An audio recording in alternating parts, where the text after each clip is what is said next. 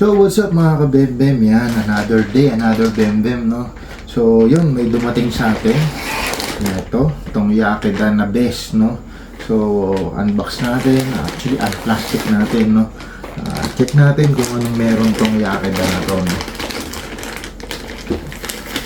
Yan. So sa nakikita nyo, ang colorway niya is multicam. So set natin yan. So ito siya, ito yung front face nya, no? So yan, ang ganda ng mesh, no?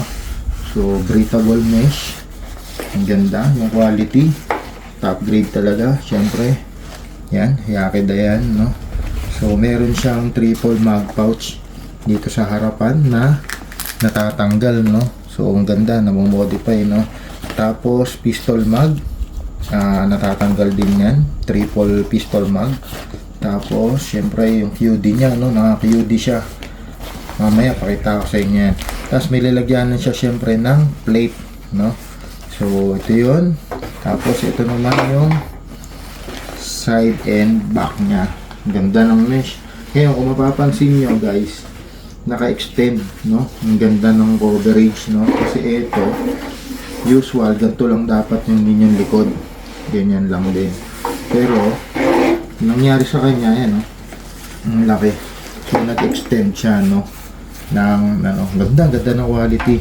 So dito sa side merong triple magazine pouch pa rin ng M4. Yan, or AK, kasya rin yan dyan. Na ito, naka-customize, pwede mong palitan to, pwede mong tanggalin. Tapos ito, yung loob, tatanggal din. Same goes dito. So kung bibilangin mo, kaya niyang mag-accommodate ng 9 magazine, no? M4 o AK magazine, 9 pieces pwede, no? Ayan. Tapos meron siyang utility bag. Ayan. Pwede kang maglagay ng hydration kit dito, no? Ang laki, no? Ang haba. So yung mga 1 liter na hydration kit pwede rito. Tapos syempre dito meron din pouch, no? Removable din yan, natatanggal din sila guys. So pwede may customize, kung gusto mo pwede mo ilipat to sa side. Ito sa side din, sa kabila. Tapos dito maglagay ka ng bag, order ka na lang ng bag, no? So yan, multicam, no? Ang ganda. Then lalagyanan din siya ng plate dito. Yan. So buuin natin, no? Buuin natin. So ito, yan lang. Kabila, ganun din. Tapos ito, yan, slide mo lang. Ganda ng PUD, no? So dali mo siyang babaklasin kung lalabang mo. Ganda, oh. Yan. Yan, pag tatanggalin mo, pull down lang din yan. Mamaya pakikita ko sa inyo. So ito yung kabuuan. Ayan, kaganda. Ang ganda rin pala nito. Ito yung sa shoulder niya, no? Ayan, so lambot. So yun, guys, meron din tayo. Ito, try nating ilagay itong dami na plate, no? Kung pwede rin siya sa live.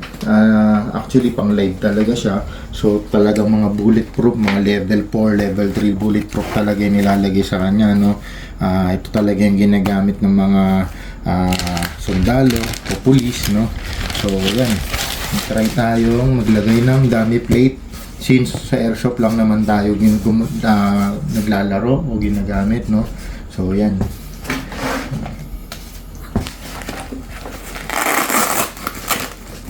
Tapos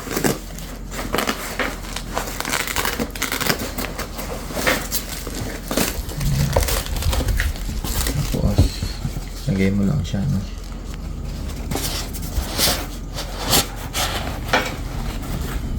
Tapos sabit mo lang po ulit yung support strap niya, no?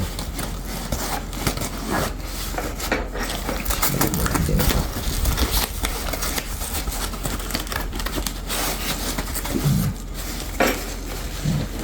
Same goes dun sa kabila. So, ito yung back panel.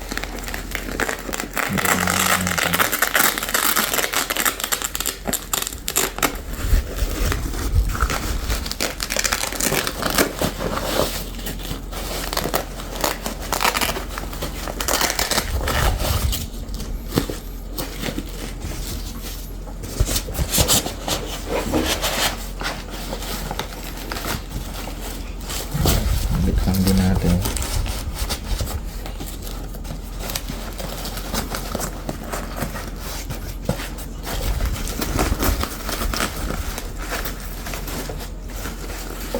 Ayan. Ganda na ng tindig, no?